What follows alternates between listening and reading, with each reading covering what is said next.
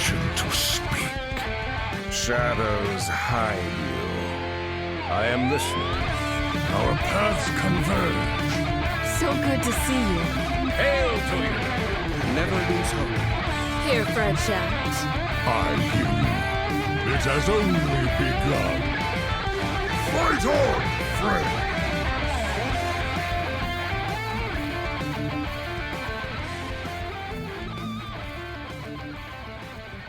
Welcome to episode 451 of Concede, a Hearthstone podcast dedicated to making the competitive side of the game more accessible to you. It is Thursday, June 13th, 2024 in the evening.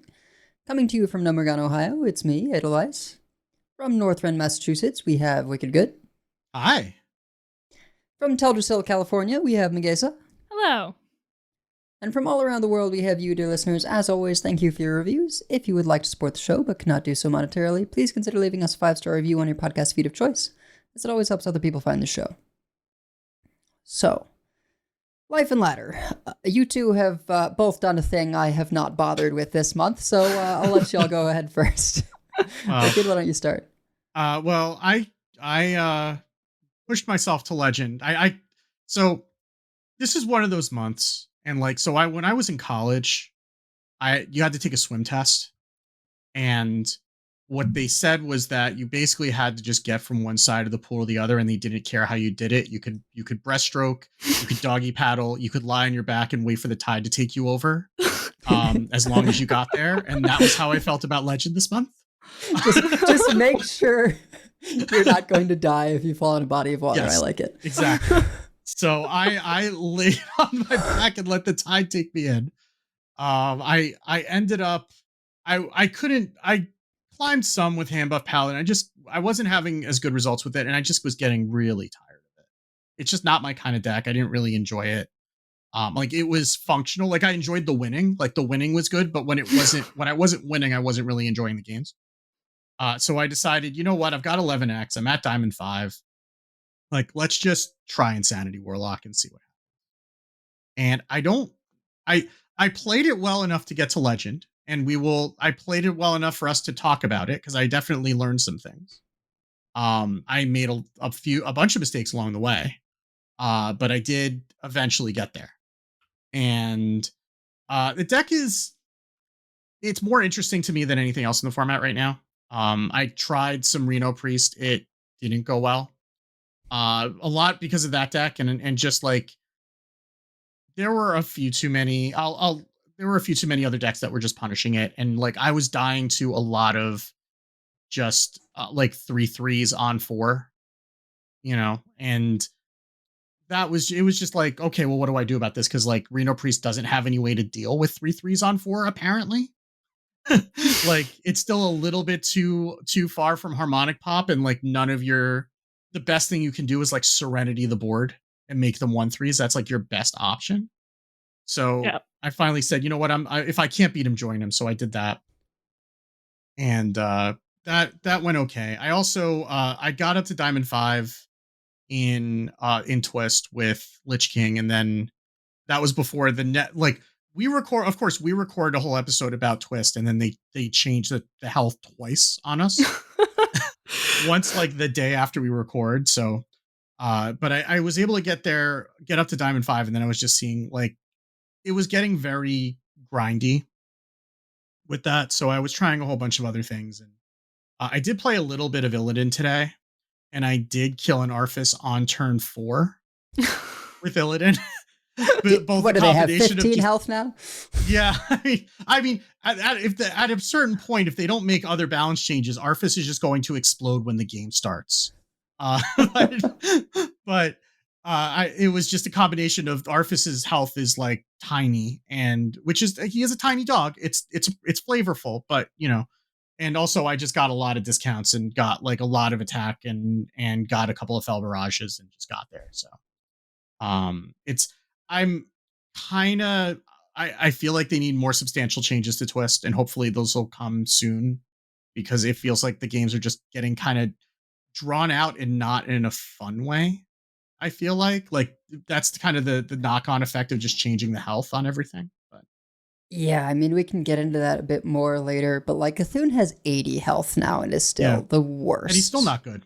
So I think it just demonstrates that this was an interesting experiment, but it is just not the effective tool that it is in BGs, where having health means you have more time to get to a good build, sort of regardless of other factors.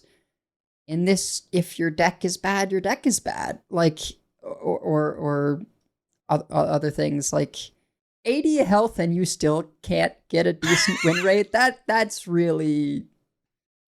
That feels like at that point you just kind of give up on Cthulhu, because if you're Illidan and you put you into 80 health, you're like, really I have to do this.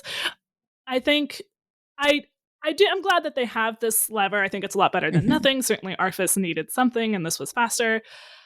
It does show that, there's only so much that you can do with health. I think it makes things polarizing, right?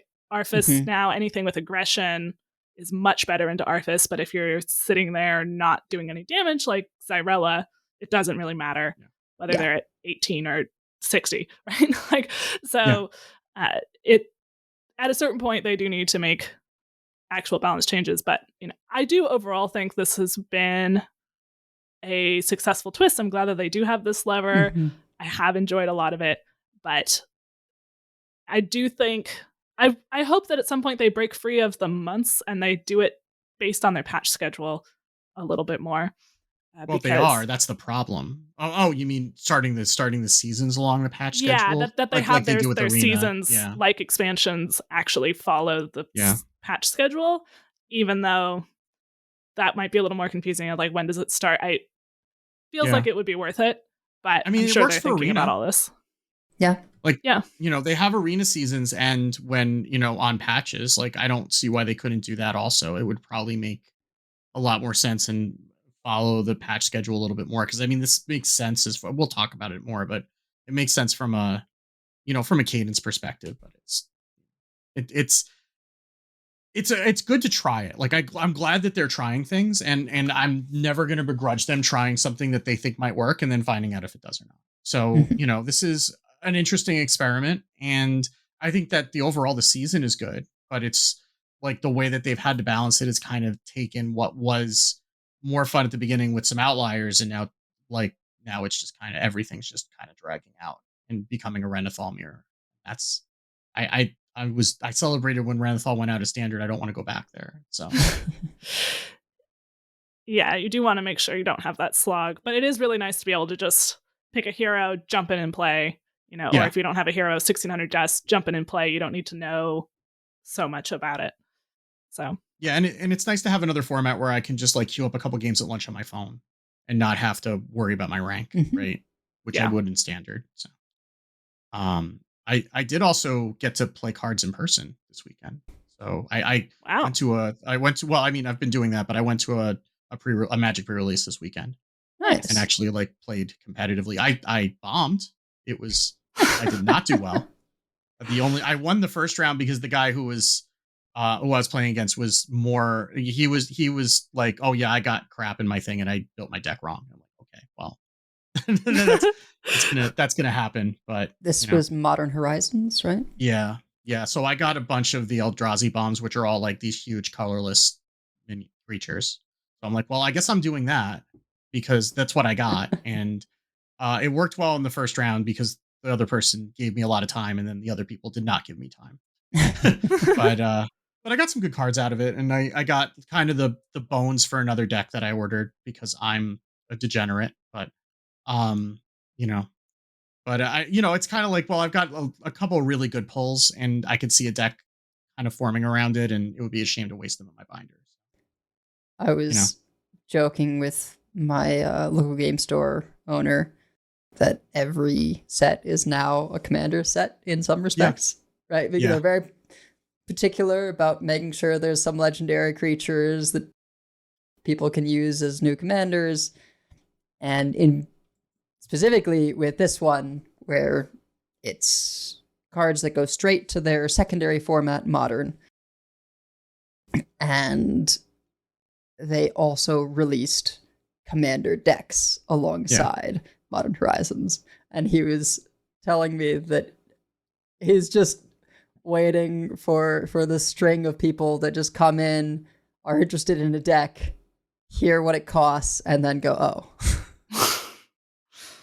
One of the precons, like the precon with the Eldrazi in it, is it's $150.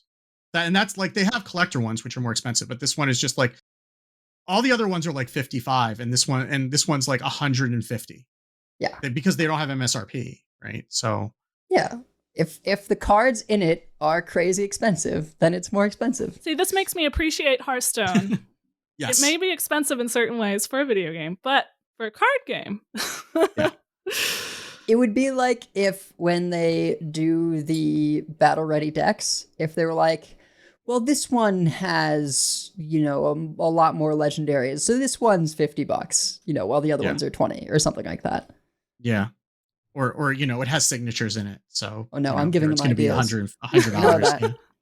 Yeah. But I mean, what I ended up doing is I just pulled the good cards out of that precon and then ordered all the cheap ones like singles. So I'm getting basically that deck for like $50 less than if I just bought the precon.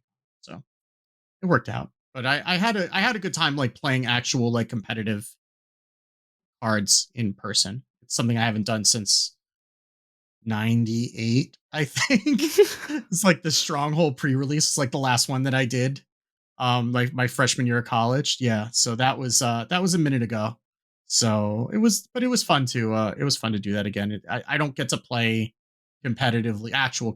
I mean, it's still casual, actually like play in like a Swiss tournament, even such as it is, right?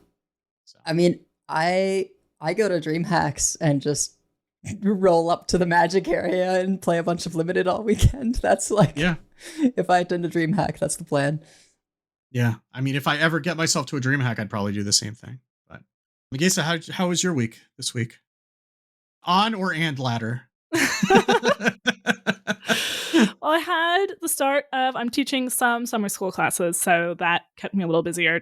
It's always a little transition when you have new students, new classes. And so I wasn't having a ton of time to play. And when I was playing like in the afternoons, I was more tired. I just wanted to play Twist because I was actually getting to a point in Standard where I was having pretty long queue times because I hadn't hit Legend, but I had a high enough MMR that most of the people at my MMR had hit Legend. And I was also playing in the morning when there's fewer people playing, so I was actually getting some queue times. Not super long, but a couple minutes. And I switched over to Zarimi, partly because I knew I had some people, I still have to set up most of my coachings for this month, but I had people who were interested in Zarimi, and I thought, this deck is still good. And I have enjoyed Handbuff Paladin, but my first love is Zarimi, so of this expansion anyway. So I'm going back to that. And did manage to hit Legend with it. I had a minute where I was getting really tilted by the Gaslight Rogues. Looking back at my screenshots that I took this week, they're all either of me having a blowout Zarimi board or my opponent having a blowout Gaslight Rogue board. There was one game where I had a very nice turn 3, and then they were like, what if I just play 3 giants on turn 4?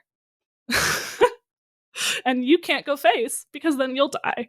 I was saying right before we started recording the show, I had a brief time when I was trying Reno Priest again, and I knew that they were Gaslight Rogue, or I suspected they were Gaslight Rogue, so I just kept Shadow Word Ruin, and they played 3 giants and a Speaker Stomper on turn 5.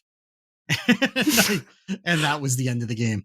I was talking a little bit with Panacea in our Discord about Gaslight Rogue after they're playing Gaslight Rogue, so I was hearing a little bit about what's the strategy that's going into it. I was like, okay, but yeah, sometimes you do, the Gaslight Rogue does just hit the bonkers draw. Of course, sometimes the Zarimi Priest hits the bonkers draw. And I had a coaching with Tex Mahami yesterday where from the moment that we drew this hand, we were like, this is the greatest hand. From the mulligan. It was like a Gift Wrap Whelp, Clergy, Funnel Cake, and I think the Dreamboat. Like that was the opening hand. We're like, great. This is good. Turn 3, started playing it and then drew into more. Oh, we also got a pip. So we copied everything, like copied the entire hand on 2 with the coin. And then on 3, played a couple clergies, played a funnel cake, drew more clergies and funnel cakes, and ended the turn with 2 clergies, a Chirurgeon, 2 gift wrap whelps, and 2 thirsty drifters. Buffed. As one does. I've been playing this. Both of us have over 100 games at least in this deck, and we were both like, this is the best turn 3 I've ever seen on either side of the board. Wisdom Priest, so of course we screenshotted it. The opponent did not actually concede for another turn, but did they think you were a control priest and they were trying to waste your time? Like, why would you keep playing? I don't know. They played Metamorphosis and then passed. Yeah, okay, sure. I mean, maybe that was their concede. They were just like, you know what? I'm going to let you attack in with this. Maybe they were a listener. Metamorphosis concede, right? Metamorphosis, yeah. Could be. So I managed to come into Legend today at 484, which I was very happy with. And then I said, all right, Wicked's been talking about Insanity Lock. We're going to talk about Insanity Lock. I've got like 3 hours before the podcast. Let's go. Time to ruin this rank. And instead, I went up to 340. So I guess I've figured it out. But it was helpful to have Wicked's notes already in the show notes. I read that first. That was actually very helpful. And there's some people in the Discord who've been talking about it. So I think I was able to turn a corner. We'll talk about the details of how that works in Decksplanations. But my first game with it, I demolished a Reno Priest. It went exactly about as you've been talking about it from the other side. It didn't even need big combo damage, just a bunch of 3/3s on 4.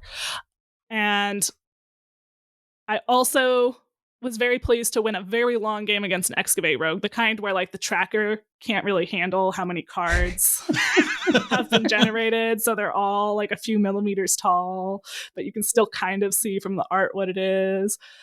And I really thought that they had, you know, just enough healing, just enough clear every single turn. Couldn't quite get there, but I was finally able to get a crescendo big enough. And I was starting to get to a point where they were going to start fatigue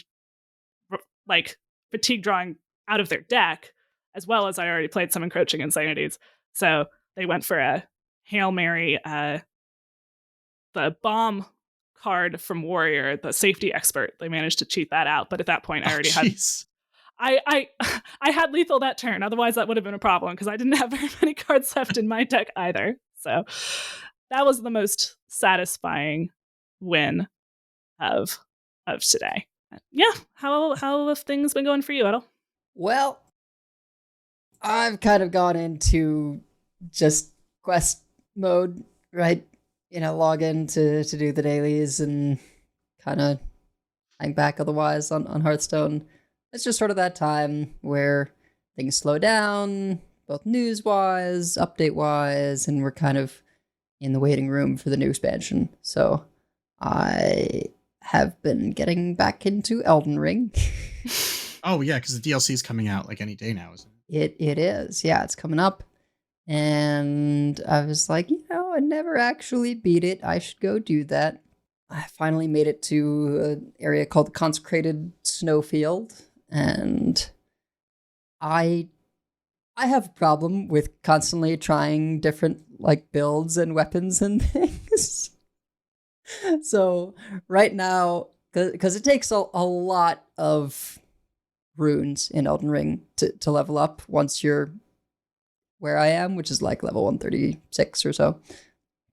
So now I just, anytime I have a wealth of runes, since you can, you know, you lose them on death, I go and spend them on like upgrading materials to make sure that they don't get lost. And recently I managed to upgrade almost all the way to whips that inflict bleed damage. And I have just been going like full Castlevania just with the double whips. It's hilarious. And they're pretty decent. You know, the range on whips is interesting. I was not drawn to the gameplay with the just one, but now that I have 2 of this particular whip, it's pretty sweet. So that's been fun. And then of course I have my standby like katana wakizashi set up, which is good fun. Eventually I will try some other weapons. Like this is the thing. You keep picking up cool weapons and you're like, I don't have the build for this, but it seems really cool. That's why I still haven't finished Baldur's Gate. Like that right. So I end up going, okay, well, I'm trying out like all the bleed build stuff right now, bleed and, dexterity arcane. And then eventually I'll probably go and say, let's try out the strength faith things. And then I'll try out a whole bunch of those. And then, okay, well, what about the intelligence weapons? There's one called the Moonlight Greatsword or Dark Moon Greatsword that I got. And given how strong like the Moonlight Greatswords in Dark Souls are, I figure I should give this one a try. But eventually I will get there. It's See, this is the same thing as my buying commander decks. Is just that yours is costing you time and mine is costing me money. Right. That's the difference. Right. Yeah, pretty much. I also love we can't have too much liquid runes, right? That's how I played Pokemon when I was a kid, because I didn't realize you could go back to your last save. I was like 6 in my defense. I didn't know you could go back to your last save, and if you lose to a trainer, you lose half your cash. But I thought, well, if I just invest it in potions, I won't lose very much. Yeah, I mean, it's weird because the way you think about it all just gets very different over the course of the game because of how much it takes to level or not, right? So you hit a certain point where it's like, generally, you're never going to have enough runes just running around killing random enemies to level up. Like, now it's just when I kill a boss, I can maybe level up if it's a big enough deal boss. And otherwise, I'm walking around with like 60,000, 80,000, 100,000 runes. And I'm just like, well, I don't want to lose all these because they're still useful. But I don't feel like, continuing the sort of risk reward of like, do I just hold on to them until I have enough for a level? So hence the spending them on stuff that doesn't go away when you die. You just then all of a sudden the baby starts crying, you have to get up and you forget to save, and then you've lost everything. Fortunately, I have not gone that hard any nights. I've been slightly more disciplined. No like gaming full on till 2 a.m. Oh shoot, she's awake now. But I have been going till like 12:30, and then I get like an hour and a half, and then she's up. Yeah. There was one night where that was pretty rough. She woke up at 12:40, and right now we're doing where I don't go in until 2 a.m. because she should be able to hold it until then in terms of eating. She's just sort of gotten in a habit. And she just cried the full hour and 20 minutes till 2, and it was miserable. So, but most nights she makes it till 2. Very occasionally she makes it till 4 a.m. And you're getting closer and closer to that wonderful night where she just goes all the way through. One day, yeah.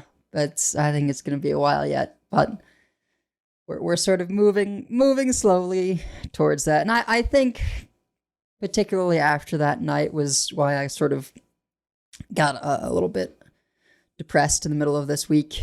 I think I was just sort of going on lack of sleep and feeling like I was behind on a bunch of stuff, and having like financial anxiety, even though I'm pretty sure we're fine, but just like we made the big purchase of the cargo bike, right? And oh yeah, since it was not a pay over time situation, it's sort of like I shouldn't go out to eat like at all for the next while. But Rachel really likes food, so imagine Imagine. Weird. Yeah. Couldn't be me. Anyway, so yeah, that's mostly been it for me is Elden Ring, and I did play a little bit of Insanity Warlock. Did not go so great for me as compared to you two. So hopefully I can learn a little from today's explanations and maybe do a little better on my quests. Although I'm not sure I've gotten any Warlock quests. It was like play 3 games of Mage. Ew. And I know they gave me 3 options, but anytime there's like 2 overlapping between the 2 quests, I'll do that class. So I had to play Mage, and I played like 2 games of Arena Mage and was like, nope. And then played Spell Mage for the 3rd game, and I was like, okay, at least we won that one. I had play 12 Frost or Shadow spells and play 3 Warlocks. So I was like, all right, I guess the game is telling me that I need to do this also. But, you don't really have a lot of Shadow spells, but it plays up eventually. So Encroaching Insanity is a Shadow spell, right? Right. It's the only one. Yes, it's the only one.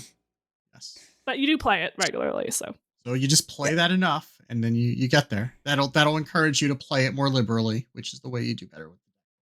We're getting ahead of ourselves. Before we talk about Insanity Warlock, we should talk about the news of the week, which is coming up right around now. Gadgets and Gazette always gets the scoop.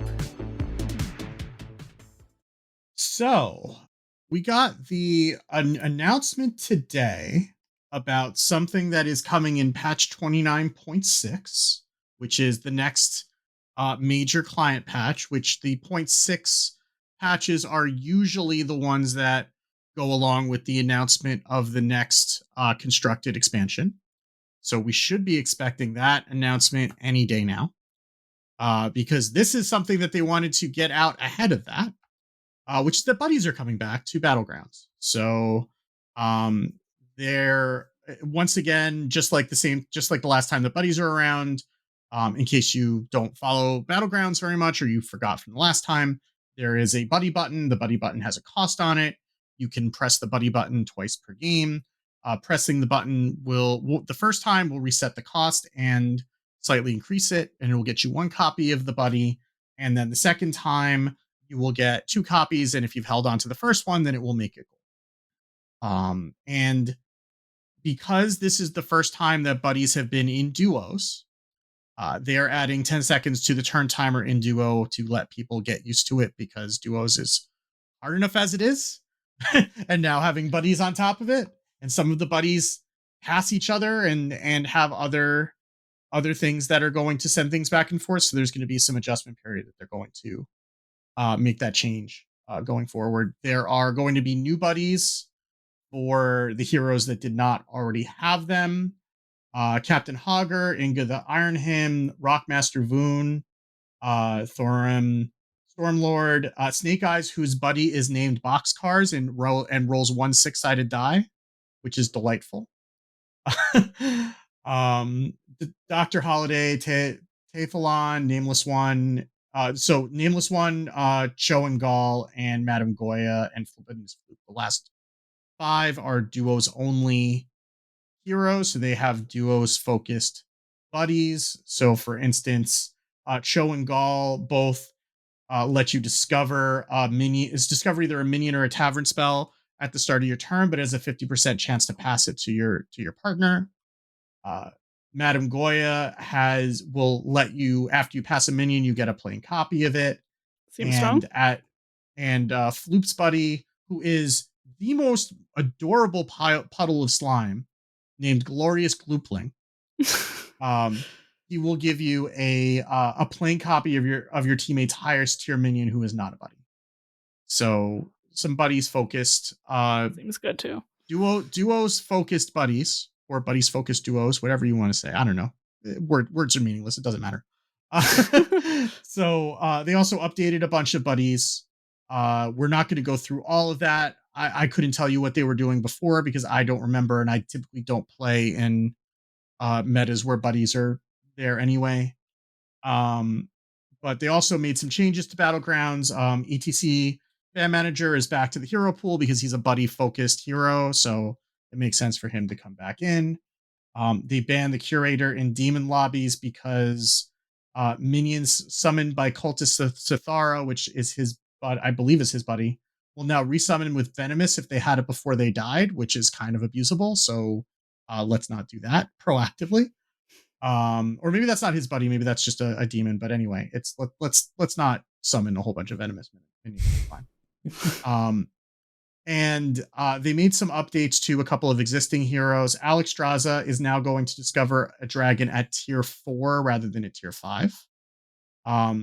Tathalon has every 4th tavern spell you buy cost 0. I'm not sure what his was before, but that's down to every 4th cost 0. And then they reworked Rakanishu, who used to have a hero power that would give a minion stats equal to your tier. And now what you do is you get a spell called a Lantern Light that costs 1 gold. Or the hero power costs 1 gold. It puts a spell in your hand. So you can bank those for as long as you want. You don't have to use them right away. So that's just a small change. And then his buddy does the same thing. That's one of the reworks on. And there are some minions that have been removed, some minions that are returning, a whole bunch of new minions. Again, we will refer you to the blog post because there's a lot of scrolling and a lot of pictures of minions, and I don't think we're not going to really be able to break it down. But that's something that is going to be in the next balance patch whenever that, or the next client patch whenever that drops. But that should be soon if they're announcing it. I really hope that in the actual patch notes, when they get to the Battlegrounds, they just link this blog and we don't have to scroll through so many pictures, because anything that's below the Battlegrounds in a patch notes, just everyone misses it. Yes. From your mouth to Yog's ears. Yeah. That is why you listen to Coin Concede, because we do scroll. But yes. I break my mouse so you don't have to. But yeah, that looks like it'll be fun. Anytime there's a Battleground shakeup, that's a little bit fun, especially if, towards the end of a constructed season when we're all just kind of waiting for new card releases, it's something to pass the time. So that is that.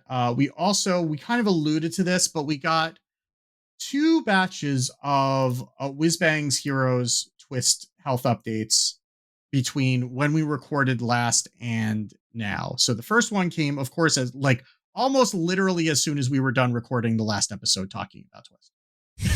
is when the last one dropped. And then they've had another one on Tuesday. And they did say in the blog post for the second batch that they're aiming to have Tuesday afternoon be the time for those adjustments to take place going forward so that we can kind of predict them a little bit better. That also probably took them getting to the point where we could actually have somewhat settled meta for them to get on a cadence. But so we had two sets, and some of them were pretty extreme.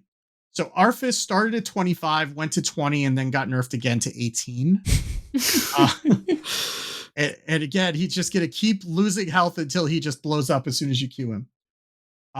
Both Alakir and the Lich King went from 30 to 27, and now we're at 25.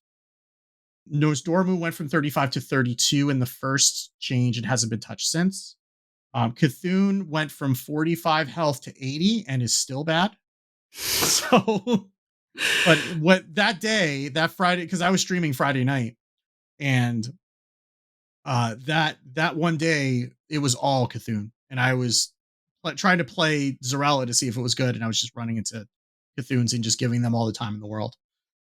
So that was not so much fun. King Crush got buffed from 40 to 45 and then again to 50. Rafam got buffed from 40 to 45. Zarella was buffed from 30 to 33 and then reduced down to 32. I would love to know the story behind that. I guess that's one more hero power that you have to do if they make it an even number as opposed to an odd number, but I don't know.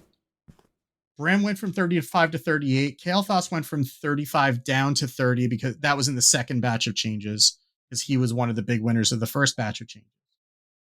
Dr. Boom went up from 50 to 60 in the latest patch. And then Guff went from 40 to 50 and Nazoth went from 40 to 40. hasn't felt like a huge change, at least in terms of play rate. Illidan seems to be one of the bigger winners just because he's been left alone more than And anything else. he certainly appreciates the more popular decks mostly having lower health totals. Yeah. You know, you don't really want to run into a Cthulhu, but Cthulhu has other problems. Yes, and that he's bad. and like we were saying earlier, this kind of shows the limitation. I mean, again, this is a good lever that they have, and I'm glad that they're experimenting this way, but it's just kind of showing the limitations of what you can do by only changing the health on the hero, right? Because at a certain point, you're not making the games more fun, you're just making them longer.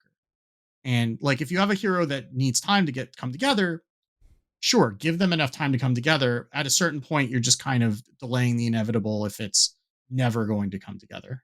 Like Cthulhu is not making fetch happen. Yeah, Cthulhu is not Exodia. It does not straight win you the game. The extra time does not matter if you're just so far behind. So, but I mean, it's still, it's still fun. It's just some of the games are getting longer. I'm very much looking forward to a proper balance change. And then hopefully that will kind of, maybe they can adjust the deck lists some. I think that might be kind of the biggest area of opportunity. Mm-hmm. They could obviously change some things on the hero powers of the passives, but I really think that like improving or decreasing the deck quality more so than the health might really have the biggest impact on how these decks shape up against each other. And because they haven't really been able to touch the cards in the decks with these changes, just the health totals.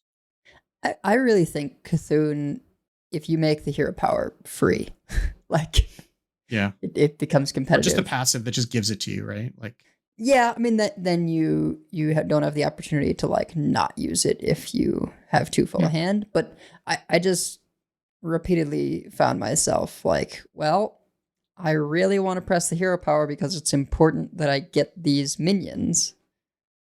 But if I want to keep up on board, I have to keep like trying to play stuff.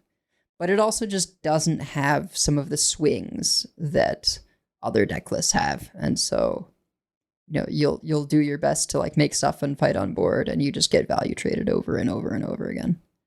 Yeah. I mean, N'Zoth is kind of the same way. Like, but I think N'Zoth really could be improved by just making that deck better. Like, there are some real stinkers in that deck.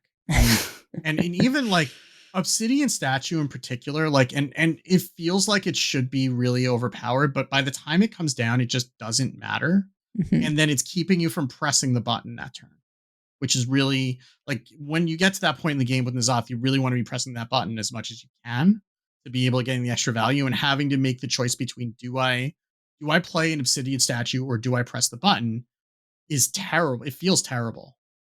And so there's like a lot of things that they could probably do with just improving the quality of the Death Rattle minions, maybe giving some more things like Necrean Blade that can give you more procs, getting ways to resurrect things. I don't know what it is. Like maybe they throw like N'Zoth, the Death Rattle N'Zoth in that deck just to have some sort of a bomb like Illidan has Jace, right? It does seem weird that it's not there.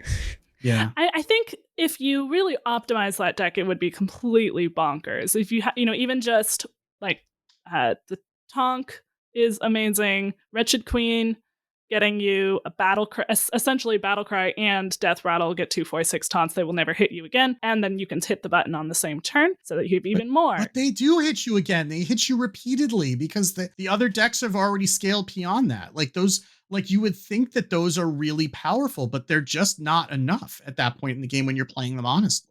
Maybe because I'm playing at a lower MMR. Yeah. And Twist. I didn't have that experience as much, but definitely the Obsidian Statue feels bad. Anything at 9 feels bad. And it's not good. It's good when it gets cheaped out and then resurrected for like free, but it's not so good when you're paying 9 mana for it and you really want to use your hero power. So, and every deck is like a go wide deck, right? So it's not that useful against a go wide deck. I mean, it's actively hurting you if you're playing against Dr. Boom or something like that, right? Because then you're just killing more things and putting more things in your deck. So yeah, it's kind of in a weird spot, and hopefully they'll take that opportunity, even if they're not, making code changes to like the actual powers if they're changing the deck list with the client update or whatever. So that's that. We also got another monthly bot ban update. And they said since last month's update, we've actioned nearly 642,000 additional accounts for botting. Oh, this my is goodness. in addition to the bans that they leveled against players using cheating software to play illegal cards and Twist early this season. So I don't know what the total number is up to, but it's got to be close to 2 million by now. Like, that's a lot of bots. And it just kind of shows you the scale of the problem, that you just kind of, it's like a roach infestation. You just get rid of one wave and they just keep coming. They're doing what they can. I've definitely been hearing less from people coming in saying, oh, I'm playing at a lower MMR and it's just only bots. I'm sure that is still an experience that people have, but I've been hearing less of that. I think because they are hitting so many. It's impossible to know how many they're missing. I suppose it does show that there's a market for this, clearly, to have so many people just persistently making more bots. But yeah, it's impressive. That's one word to use. But I mean, but they're doing what they can. So, you can't really fault them for that. So, and finally we got with ample advance notice, we got dates for the Summer Masters Tour. So the Summer Masters Tour will be August 16th to 18th. That's Friday through Sunday. That is, there is a link that is in the post that was the tweet, but it's basically just more information about the Masters Tour in general. So that's all we know. The qualifying seasons, I believe, are this month and next month. For standings, for points, because I believe it's like 2 months on, 2 months off. I think June and July are the months on. Actually, this post that I just said can tell us that it's June and July. So we will know who's playing at the end of July, and we will know when they're going to be playing, and they will also be able to plan for it, which is a huge improvement over spring. So good on the esports team figuring that out and publicizing it with ample note. Absolutely. And that's it for news. But speaking of tournaments, we have some of our own to talk about. So let's do that. It's the Grand Tournament!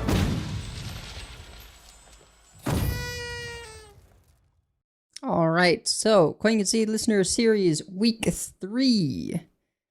Handbuff Paladin remains on top, and now it's all just the straight handbuff charge. No more Excavate decks, brought by 53% of players, followed by a tie between Insanity Warlock and Zarimi Priest, brought by 41% of players.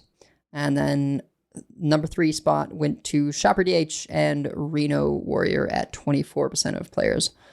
All but one Paladin was banned. And the one unbanned Paladin won, so I guess good job.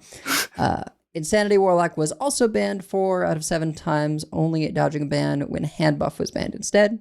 And then Zarimi Priest only banned once, which, that makes sense to me. We didn't see any Holy or Reno Paladins this time, and Reno Hunter was way down from last week. But there were still a couple of Whizbangs, one of which won its match, so surprising, but well done. Good rolls. We also saw the emergence of a couple Egg Hunters, Zoo Hunters, Drum Druids, Rainbow DKs of various kinds, and a duplicate Sif Mage, which won. It's the fact that duplicate is surprising is painful.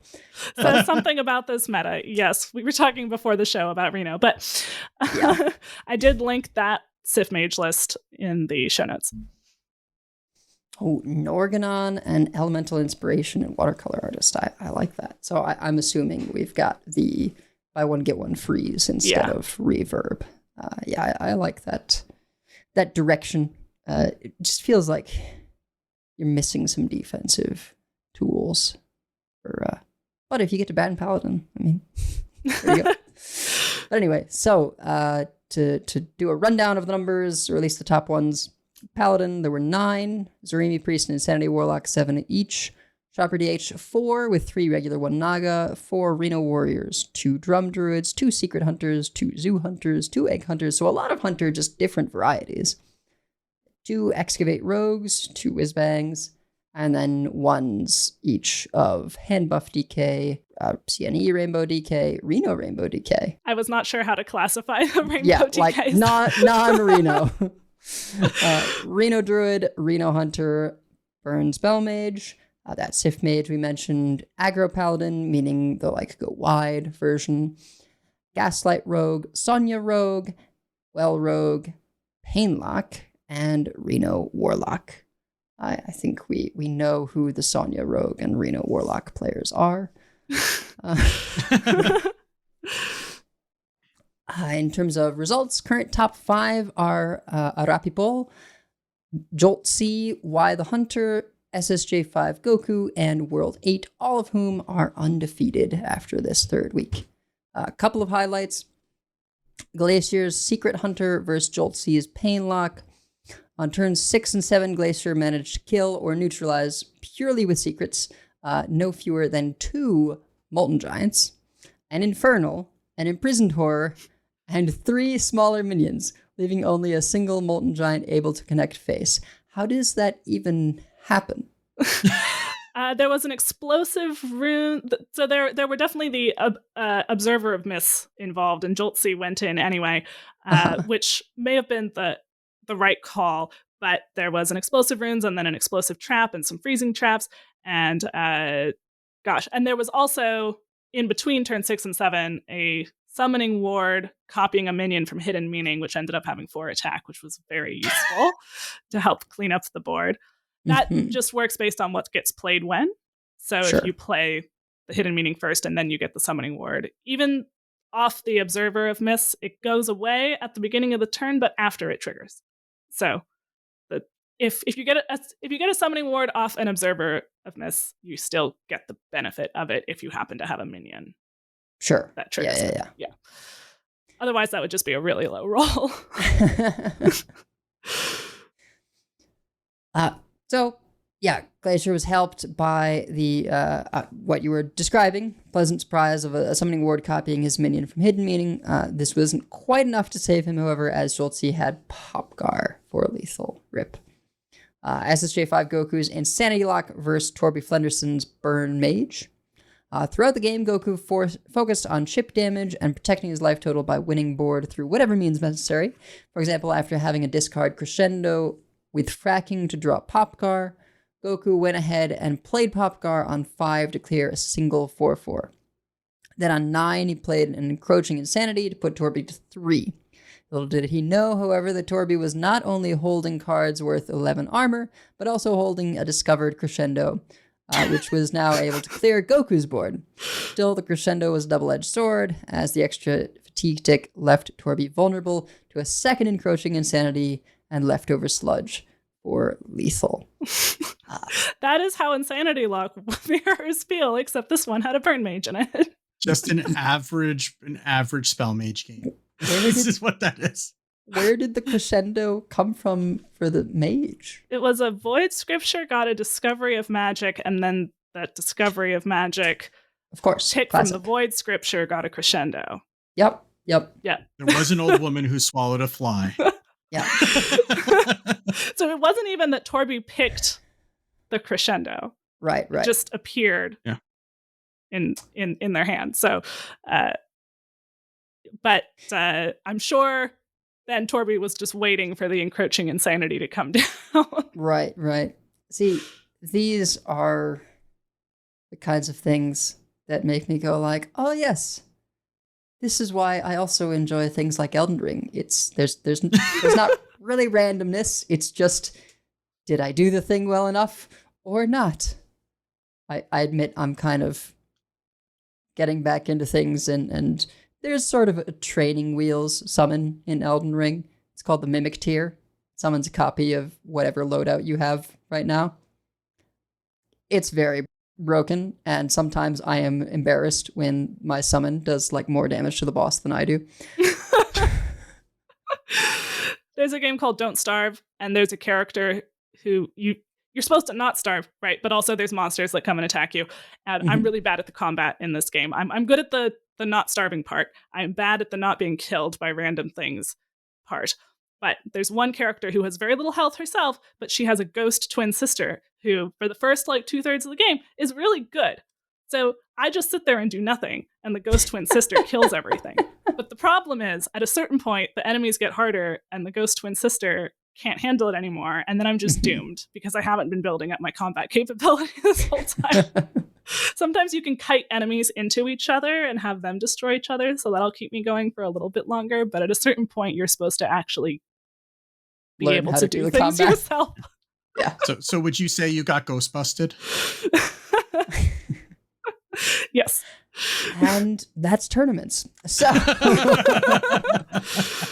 why don't you two teach me how to play Insanity Warlock?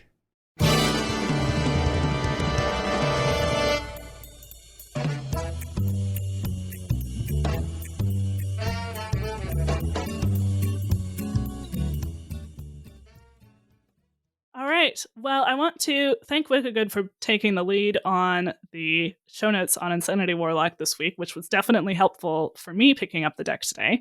I had picked it up some before, but definitely not had much success with it the first time that I tried to play it. I think because I didn't really realize, and this is ironic for me to not really realize, that you're playing for tempo, you're trying to kill him, also you have some burn damage, not the other way around. So pressure, but the elevator pitch that Wicked wrote was pressure early, burn late, can win out of nowhere, and can get in under some of the decks that take time to develop, like Hand Buff Paladin. And we have a list in the show notes that really is kind of, if you're thinking of an Insanity Warlock list, this is probably the list that you're thinking of. There's sort of one flex spot of you can have a second domino effect, second furnace fuel, sketch artist, reverberations, or ziliacs. Personal preference, really. But, your core cards, you've got your Fellstring Harp Fracking, Salesman, Void Virtuoso, your Fatigue package with the Imp Crescendo, and the Conductor, of course, your Elementium Geode, Thornveil Tentacle is really useful. Domino Effect is insane. So the list that we have here has 2 domino effects. Encroaching Insanity, of course. Fizzle is your insurance in case you need it. Trog Gem Tosser does a lot of damage. Trolley Problem, Popgar, and Symphony of Sins. So, Wigan, why don't you tell us a little bit about what is your plan with this deck? And it took me a while to figure out that I was playing it backwards, because you look at the deck and you kind of think, well, I'm going to kill them with Encroaching Insanity, right? Like that's the way I'm going to kill them. And that is not typically the way that you're going to win. It is sometimes. I did have a game against a priest today where I threw an Encroaching Insanity in a fizzle and got a second one, and they had helped me out by playing their own Crazed Conductor earlier in the game, so they took themselves up a little bit more that they had gotten from a Madame Lazul. So that kind of helped out a little bit, but that's not typical. A lot of the time what you're doing is you're using at least the first Encroaching Insanity to bring your overall fatigue counter up, and then you're using that with things like the Crazed Conductor and the Crescendo to push damage in the mid game. And then you're using a combination of the other Insanity and Popgar with Crescendo and whatever chip damage you had to get yourself over the line. Sometimes you have the fizzle there for things like Warrior, where they can just get a lot of armor, and that matchup is still, to be honest, has still eluded me. Like, you have to get the right set of things into the fizzle and then not have them TNT the snapshot. And I've been able to do one or the other, but not both most of the time. I did have one game where fizzle helped me a lot. I don't remember whether it was, I think it wasn't quite enough in the end, but I had to use it I happened to have Popgar and one Crescendo and the fizzle, and I needed to play the Popgar Crescendo that turn to not die, but I fizzled it first so that I could have it later. I drew it on another turn where I needed to play it right then or not die. I don't think I quite got there in the end, but occasionally, the fizzle can just give you a little, I need to play this early. And as we saw with Goku's game that we talked about in the tournament, sometimes you can have this big Popgar crescendo turn, but if you're not anticipating needing that, if you're anticipating I just want to get my chip damage in from the board, you don't have to use Popgar in that way. Yeah. I mean, it's either old school Reno or it's your win condition. Mm-hmm. And it's really very matchup dependent and even very situation dependent of which one it's going to be. And that's where some of the challenge with this deck is, because you have kind of an overall game plan. You clearly have a happy path of like Baritone Imp into Encroaching Insanity into Praise Conductor, deal with all the 3/3s. That's like your ideal like turn, turns 1 through 4, and then you have like a Fellstring Harp and you start healing back up. It often doesn't go that way. And then it's a matter of, well, how am I going to piece all these things together? If I'm falling behind on board, how do I get back on board? You do have things like Trolley Problem and sometimes the Gem Tossers to help you out that way. Domino Effect is very good if your opponent sets it up for you to be able to use that, or you have something else to help it along. And you don't have to be super greedy with the Domino Effect. Even clearing a couple minions sometimes is totally fine. But occasionally you can get the very satisfying, we're going across the whole board. Oh, it feels so good. It's just like popping bubble wrap, where they just go pop, pop, pop, pop, pop, and they're all gone. It's so nice. I think I did run into, was it a Pain Lock? No, it was a hand buff. They put their stuff in the wrong order. Just went across. So if you are facing the Warlock, it's a little bit like playing around Defile in that it's hard to get your brain into how do I play around this. But you don't want your big, if you have a wide board, you don't want your high health things next to each other, especially you don't want your high health things next to each other on the end. So you can put like high health things on each side and low health things in the middle, and then they at least can't clear both high health things, right? They can clear one or the other, potentially. You can try to have a slightly taller, narrower board if you can still win that way. Sometimes you need to just go wide and say, do you have it or not? And if you have a location stop Domino Effect. Yeah. So play on either side of those. And like sometimes it's better to just trade off like a slightly larger minion rather than getting value trades on 2 minions and then leaving them at low health to just get cleared by the Domino Effect anyway. I would assume that so the Vicious Syndicate report that came out today runs 2 Domino Effects. So I would assume from that most people who you're facing are going to have 2 Domino Effects. Act accordingly. You may get burned by that occasionally. I think if you see a sketch artist, you can assume they only have 1 Domino Effect, but otherwise I would assume they have 2 if you're playing against it. It makes sense as a thing to have, because sometimes it can clear big boards as well. And you do want to win early board with this deck because you do want that chip damage. And so, you have some comeback tools, but you're using those comeback tools to win the board. Then if you get completely behind in the late game, you can set up for a really big crescendo. But part of how you're getting your fatigue up high enough for that really big crescendo is that you're making boards with Baritone Imp, you're making boards with especially Craze Conductor. So that's your mid game. If that doesn't win you the game, then you've got big crescendos for healing, clearing, or even just clearing the taunts out of the way so that your 3/3s can go face. Yeah. And Trolley Problem can help there. If you're lucky enough to set it up so that your Trolley Problem tosses a Furnace Fuel, then congratulations, go buy a scratch off ticket. But also, but that's the dream. But you can toss a coin. You can toss. Ideally, what you want to toss with the Trolley Problem is the Snake Oil. But like if you generally don't want to toss a Crescendo if you can help it. It's not the end of the world, but you really don't want to. If you have to toss an Insanity in certain matchups, that's okay. If you have to toss a Domino Effect, sometimes that's okay. But Trolley Problem is really good for helping you get back on board. I don't know that I would always go out of my way to play it the turn I drew it, but a lot of the time I probably would.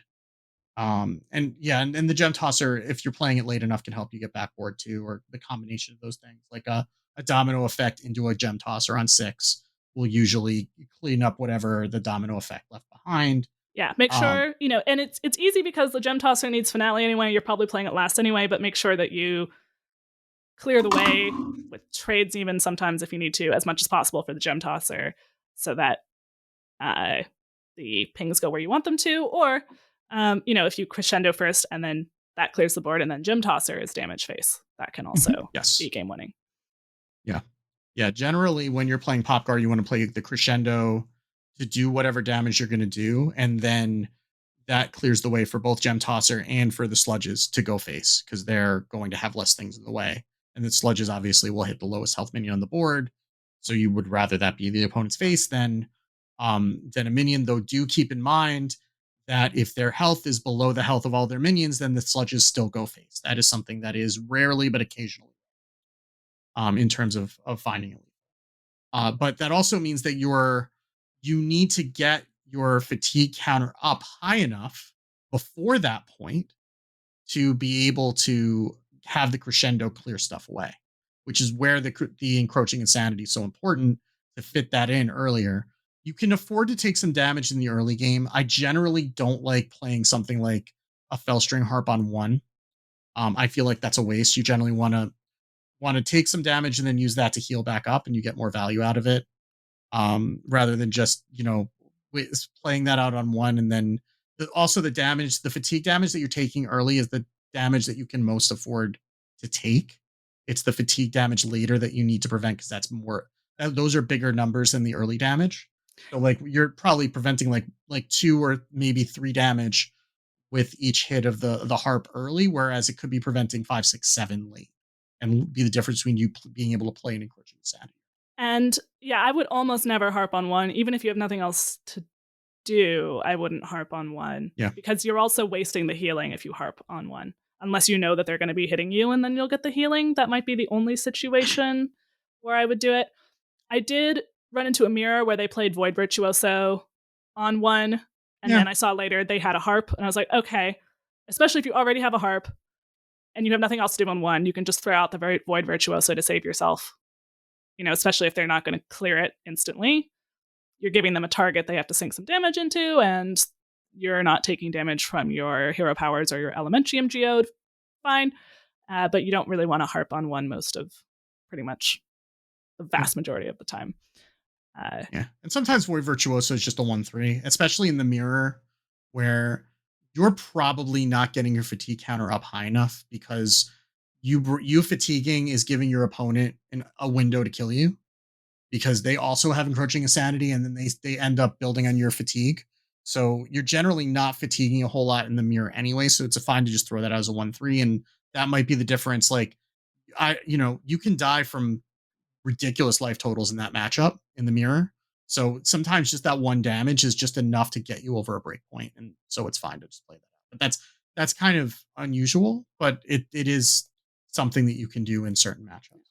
When you play the mirror, especially if they haven't played an encroaching insanity yet, as I learned from losing a mirror earlier today, you need to be thinking about, if they do 2 encroaching insanities, am I dead?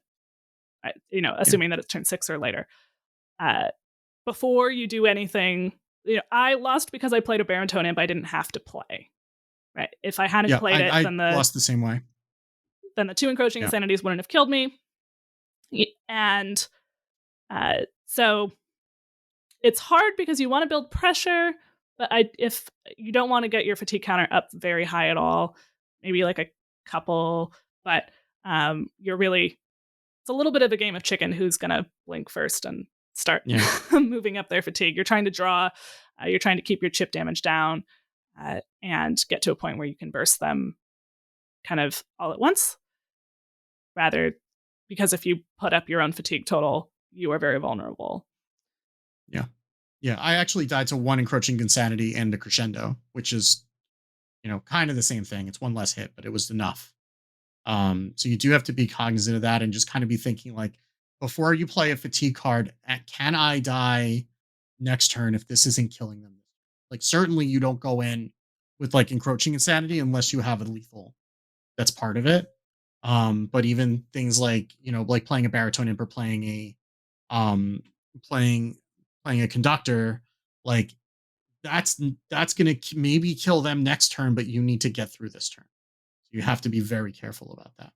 I suppose the one thing I would say is if you're behind and you only lose if they have 2 encroaching insanities, you may want to just see if they have it, put some pressure on. Yeah. But this is also a deck that has a lot of ways to clear stuff, so it doesn't feel great to play your Craze Conductors. They just clear it with a Crescendo, and then you just fatigued ticked yourself. So I suppose in that exact scenario, they fatigued ticked themselves as well, but just like anything, occasionally when you're playing around something, you have to ask yourself, like, do I win if I play around this? And if you do have a good path to victory, if you play around it, play around it. If you don't, then don't. So I've been running into like Demon Hunters, and Paladin is of course still very popular, and in particular hand buff Paladin is supposed to be a bad matchup for this deck. So do you guys have any insights on what you're looking for in those matchups specifically? I think in those types of more aggressive matchups, generally you're looking to swing the board with Popgar as opposed to find lethal, right? So you're trying to let them extend, and you're going to put on, like, you can get in some work in the early game against hand buff Paladin in particular, because they generally don't come online until like turn 5. So if you get a good curve and you can like Baritone Imp into Insanity into Conductor, or Baritone Imp Coin Conductor, or, you know, some combination of those things, then sometimes you can kind of get enough to be able to trade off the early stuff and then get there with some sort of a Popgar Crescendo. That's a lot of the time when I'm winning against those types of decks. It's because I'm clearing their board and re-knowing all in the same turn. So I will keep Crescendo. I'll sometimes keep Popgar if I'm on the coin in those matchups, just because it's something I know I'm going to need. I'll certainly take it off of fracking, and then just try to stay even on board as best as I can, get whatever chip damage I can get in, and then hope that the Popgar turn is enough. And sometimes it is, and sometimes it isn't. But it's generally, you know, I mean, if there's Divine Shield, sometimes it's a bit of a problem. That's why it helps to have your own board to be able to trade those off beforehand, or have like a domino effect that can kind of help that along on the back end. Sometimes they'll just play into a domino effect, and then you just kind of, you know, and that's it. You're good. But yeah, it's a matter of trying to plan for how you're going to swing the board back rather than how you're going to pressure them early. Is the way that I approach that. And you'll have some pressuring them. You know, you can have some pressuring them early because part of your plan is you need to get the Crescendo big. So you're thinking about just like, I need to get my fatigue ticks up without taking 1 million damage. So, I think your ideal curve would be like Miracle Salesman, Baritone Imp, Encroaching Insanity, Conductor, get your Fellstring Harp online, start healing up, and then Popgar Crescendo, like when they get their big stuff on the board. You're definitely counting. I think Paladin's hard because they heal. Right, for things that don't heal as much, you're trying to, just like with any aggressive deck, try to count lethal as many turns ahead as possible. Obviously, more than a couple turns can get tricky to do, but thinking about like, okay, if I Encroaching Insanity them next turn, how much is that plus my damage on board? Now, with Paladin, you do have to factor in that they'll probably have some healing with Tigress plushie and stuff like that. So you may have to end up doing a little bit more all at once. I wonder if I was like a turn away from a big Popgar, I might not play minions you might to the just board, hold minions back so that they can't rush heal. Yeah, especially if you have like a tentacle in hand, so that you might be able to, like, you know, clear the rest of like a plushie or something off after a Crescendo, because you're going to hit the Divine Shield, like that sort of a thing. I find Demon Hunter's actually harder, because a lot of the ways that you kind of stall to the big swing turn is with Symphony of Sins getting the 6/6 Taunt Reborn, and they just red card it, and then that's 1 mana, and then they go about their business. So that's been kind of harder, and they're still hitting you in the face even if you clear their board, because they're using their attacks to hit into you also, and they don't always go as wide; they will go tall. So that's been a much more difficult matchup. But the Paladin has generally been, especially if they miss the weapon, then you're pretty much golden. There are things you need to be careful about, like, you know, clearing off there was a game I was watching Lorinda stream. Lorinda's at like top 200, or at least was the last time that I was watching with this deck. And they left the buff mech on board, and they'd already played at least one drone. I guess they played both. Their opponent had played both drone deconstructors, so they knew that there were spark bots in hand, and all of a sudden that mech was 1616 taunt reborn, and the game ended. So you do need to be a little bit careful about things like that, and that's a kind of a specific situation, but you might need to put a couple more resources into something like that to keep you from getting blown out that way. I had one where I cleared a large plushie. Kind of same thing. Had forgotten, oh yeah, mech is an important tag. And it was like double Wind Fury Spark Bot onto... Oh, it wasn't Taunt Reborn, it was Taunt Lifesteal, which is actually worse. Yeah. No, that is even worse. A Symphony of Sins was a great point. The Symphony of Sins can, sometimes the AoE can clear you out of stuff. Sometimes the 6 damage lifesteal is that little extra reach that you need.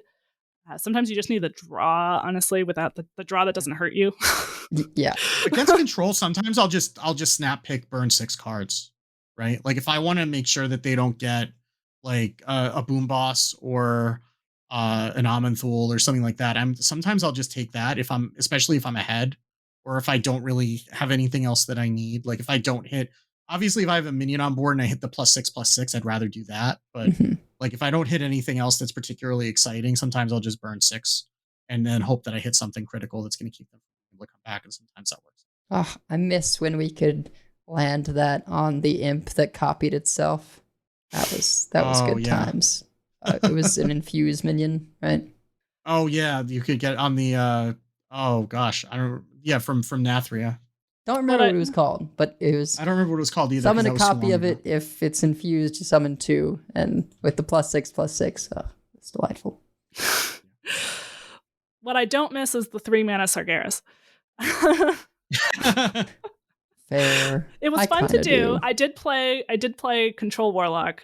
Like the only time I've ever played Control Warlock was that meta, but it was also filthy. So, but Symphony of Sins can really be helpful in lots of scenarios. So that's just and remember that if you have the harp up, then the deal 6 to the board heals you for 2. Mm-hmm. That's something to keep in mind. Keeping in mind the board state when you do that. Obviously, Void Virtuoso will not have that effect because it's also going to die, but the harp will heal you if you have to do 6 to the board. So that's something else to keep in mind. The 6 lifesteal is obviously just good a lot of the time. Even like draw a minion is not the worst thing in the world. It's not my favorite, but sometimes if you're just getting a free Popgar, sometimes that helps. For some reason, I thought the Virtuoso still prevented the damage before it died. Maybe it does. Maybe I'm remembering that wrong, but at a minimum, I mean, the harp heals you, which is still better. Right, sure. Yeah. So keep in mind that if you have the harp and the Virtuoso out at the same time, you will not heal from any self-damage effects because you're not actually taking the damage. It's a small thing, but it's just something to keep in mind. You don't lose a charge either. It's just the Virtuoso. It just nothing takes happens priority because you didn't take damage. Yeah. Mm-hmm. Yeah. Some of the other things that we have here. Yeah. So your plan A kind of is, max Craze Conductor into burn. Plan B, Fizzle and burn is really kind of rare, but definitely can help. Don't greed the Fizzle because you need hand space to play it anyway. Unless maybe it's a warrior with a ton of armor. And even then you do have a clock in Boom Boss. Right? Like you. Yeah. And also you have to make room for the stuff, right? So and sometimes you have things that you don't want to ditch. You can't really, sometimes you have like a trolley problem that's stuck in a hand with a bunch of encroaching insanities that you need or something like that. So you can't always dump your hand efficiently. And it's going to be better if you have that hand down to what you need, though. I mean, sometimes you just play it and just hope for the best, but typically what you need to your minimum requirements for playing a Fizzle is some sort of burn, be it Popgar or Crescendo, ideally both, or Insanity, and something to prevent damage, right? Because if you're doing more damage that's hitting yourself, you're going to need another damage preventer. So either another harp or another Void Virtuoso to go along with them. That's another reason not to just play out your harp on one, because you're going to need it later, probably. If you have multiple of them and it's a if it's a burn mage, every point of health matters. Or if you have multiple harps or something like that, then maybe not on one, but you're going to play it earlier. But you definitely need to, especially if you anticipate this game going late. I had a game where I got up to like 10 fatigue, but I didn't take any of it except for in the early because I kind of knew that's where we were headed and saved I think I may have ended up, my last encroaching insanity was like 11 and 12 to myself, except I had a Void Virtuoso. So I would argue, like, even in those matchups, right? Like, the healing is even that much more important at that point, right? So, like, it still makes sense to hold it because you're going to want to be able to heal later on rather than just taking just like tanking the damage early. So, they don't always start throwing stuff at your face right away, especially because they know you're going to help them along. So sometimes even then it makes sense to hold on to the weapon. I mean, it costs 1, right? You can usually fit it in a lot of turns that you need to fit it in. So it makes sense to hold it. Yeah. And having a slightly higher health total means that if you do need to, I had a situation where I had just enough health. I didn't have a Fellstring Harp or a Void Virtuoso in my hand. I just hadn't drawn it. And I had just a little bit more health than my opponent, and I had just enough that the encroaching insanity would kill them and not me.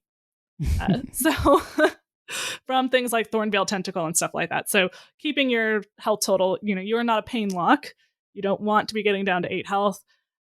So you can definitely afford to take some damage early, but then you don't want to get super low because you do want to have an option, unless your fatigue is sky high, to have to tank a crescendo if you need to without Popgar, or have to tank a Craze Conductor or an encroaching insanity without. You don't want to be doing that plain, but if you have that option, then that's good. Yeah. And it is worth mentioning, much like soccer, or as they call it in Europe, football, a tie is better than a loss, right? So you can play for a tie in some scenarios where you're going to burn yourself out with encroaching insanity, but if you can set it up so that you're also taking your opponent out at the same time, you still don't lose any ranks. So it's still better to go out in a tie than it is in a loss if that's your own. I actually did that with the deal 6 to each today from Symphony of Sins. It was against the Demon Hunter, and I was like, well, I could both go down together. Yeah. It's like the scene in the movie where they're going down, but they're going to grab you and pull you with them. If I can't win, nobody can. They had like 1 mana Observer of Myths played 2 Hunter Secrets, and I was like, well, do I play the Symphony first or after attacking? And I feel like there's arguments either way, but what I ended up doing was attack with my 2 trolley cars, 1 procced explosive, got them down from 12 to 6, and then I was like, well, I have to play this Snake Oil in case of Ice Trap. It was Ice Trap. I played the Symphony, and of course there was the give a minion +6/+6, which would have been lethal, but I didn't know. And then also the deal 6 to everything. So went for the draw. Sometimes it be like that. Yep. It's yeah. I think that's gonna about do it, unless y'all have some final comments. I saw just a tiny note. It's okay to pay 3 mana for Furnace Fuel. You just don't want that to be your entire turn. I mean, it is, an arcane intellect if you are paying for it. Mm-hmm. Yeah. And sometimes that's fine. Obviously. Yeah. Obviously, I always do like a discount, but sometimes you got to pay full price. Yeah. Yeah. And also just, you can be okay with the discards from Trolley Problem, like you're not going to need everything in order to win a lot of time. And sometimes against Warrior you do, but generally you just need enough. And also fracking, the other thing, again, we have to say this every time with fracking, those cards are at the bottom of your deck. You're not drawing them anyway. Right. So like if you're fracking and there are games when you find like Popgar, Encroaching Insanity, Crescendo, and you just go bottom right. Fine. Okay. That happens. But like most of the time, like if you're thinking about should I fracking or not, you should probably fracking because you're just not going to draw those other cards. It's not like waiting changes the results. Right. So like if you have the mana to do it, you may as well just do it. Even on 1, it's fine. Because you're not going to draw those cards anyway. So who cares? So you may as well just get the one off the bottom and get rid of the other two. It's giving you more information about what you were never going to draw. Mm-hmm. Yep. This is like when we talked about Sludge Luck. You have to reframe it that way. Especially if you play with Deck Tracker, it just shows you what you're not drawing now. You think of it that way. It's funny because with original tracking before the change in Hunter, it worked the same way, right? You discard the two that you don't take. And it really bothered people. And it was the same discussion, but it did not have the words bottom of your deck. So there's this perception that, the other two cards you might have drawn. Well, now they may have done it for the purposes of sludge synergy, with sludges going on the bottom of your deck so that you can fracking them away. But I think it also helps just for that extra bit of convincing people, like, hey, it really was the bottom of your deck. It really You're not would pretending. not have gotten there. Yeah. Right. It's People not like make this argument. People make this argument about Mill all the time, and nobody, and there's just people who are just like not going to believe it. Like they're Mill truthers. Like they're just not going to believe that it's the same as if, if you had something milled off the top of your deck, it's the same as if they were on the bottom of your deck. But if they are literally on the bottom of your deck, then it is actually the same as it being on the bottom. Yeah. So unless you were actually going to go to fatigue, it doesn't matter. Yeah. Actual fatigue and not crescendo fatigue. But speaking of fatigue, we've been going on a while, so we should probably wrap it up. Yeah, I mean, this is a pretty good time for us, but it's nice to have a short episode now and again, particularly when we know card reveals are coming soon, TM. But anyway, we have many folks we'd like to thank. Check out our thanks section on the website at concede.com, where you can also find our contact info, our show notes, and our Patreon information. You can monetarily support our show at patreon.com/coinconcede. Join us every week live by following us on Twitch at twitch.coinconcede.com. Join our community chats in our Discord at discord.coinconcede.com. And write into our email at coinconcede@gmail.com. Follow us on Twitter at coinconcede, as well as like, share, and follow us on Facebook at facebook.com/coinconcede. And if you'd like some CC swag, head on over to our shop at shop.coinconcede.com. Big thanks to our producers, Number Theory, Crash, Beef Squatch, David P., Walu, Jeremy T., Battlecaps, Grumpy Monk, Burger Club, Kirk Regan, Forgiven One, Grizzly Bear, and Tyler Knife. Coin Concedes. Well, I will coin concede to John Bray and Baby Bear, who have been posting pictures with the orc statue at Blizzard Campus for undisclosed reasons. So I'm happy for them, because they've both been working really hard at the content creation game, which is not an easy thing to grind out month after month. And I don't know what the hell they're doing there, but I hope it's cool, and I hope we get to hear about it soon. I will coin concede. It's a little bit early as we're recording this, but probably not by the time that you are hearing this. I would early Father's Day coin concede to Wicked Good and all the other fathers out there, doing some important, difficult work. And also thank you to Wicked Good for all of these notes about Insanity Warlock. As I said earlier, it's very helpful, and just keeping this show running. It's like all of the technical stuff, except for the editing, which is a very big except. Thank you, Edelweiss. Although when you're not able to do it, then Wicked takes over, and all of the stream running and a lot of the Twitter account and all that kind of stuff. We really appreciate it. When Wicked was out, suddenly we were like, oh my gosh, this is a lot of stuff. The coaching form, it adds up. So thank you for all of that. Well, thank you. It is good to be appreciated, but it is a team effort, because there are lots of things that would fall way the hell apart if the two of you were not handling it. So it's very much a team effort. Well, I will definitely second that. As I often forget Father's Day because I have not had my dad with me since I was 15. But I think I have enough father figures in my life that it's always good to remember. So yeah, coin concede to all of you out there celebrating Father's Day this weekend. We went and got chocolates for my father-in-law, so hopefully he enjoys those. But your father-in-law is a lot easier to shop for than my dad is, because my wife Maureen and I were going through all the Father's Day gift idea things. I'm like, Nope, doesn't do this, doesn't do this, doesn't do this. Okay, we're getting him a gift card. We're getting him a gift card. Okay, solved. At some point, my dad was really difficult. It was like he wanted books, but he would have already read anything that you thought he might like. So, and he knew way more about books than anyone else who might be giving him a gift. But I realized my mom has never been into movies and he likes movies. So I would be like, all right, movie night. And then once I did that, it was successful. So every single year, birthday and Father's Day, and Christmas, it was like, we're going to have a movie night and dinner. Yeah. I'm kind of the same way. So I just said to Maureen this year, like, I will save you the trouble. This is exactly what I want. I will go order it, go put it away, hand it to me on Father's Day. We're all set. Okay, fine. Solved. That is how my brother and I do things. Like, part of our gift to each other is that we just tell each other what we want, because he's impossible. I mean, he's just like, he doesn't want very many things. And if he does want it, he just buys it for himself. And then if he didn't want it, then he didn't want it. You know, there's a little bit of the autistic, like, well, I didn't expect this thing. I don't want it. Why did you give it to me? Which I can also sympathize with. So we're just like, all right, I want this. You want that.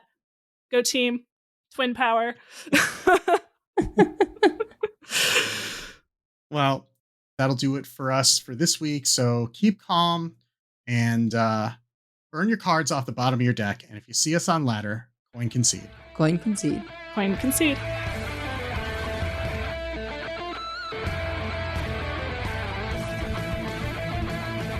All life must end. I yield for now. I concede. Well fought. I concede. You win this one. The victory is yours. You have bested me. I give up. You win this one, friend. You win this time. I choose death.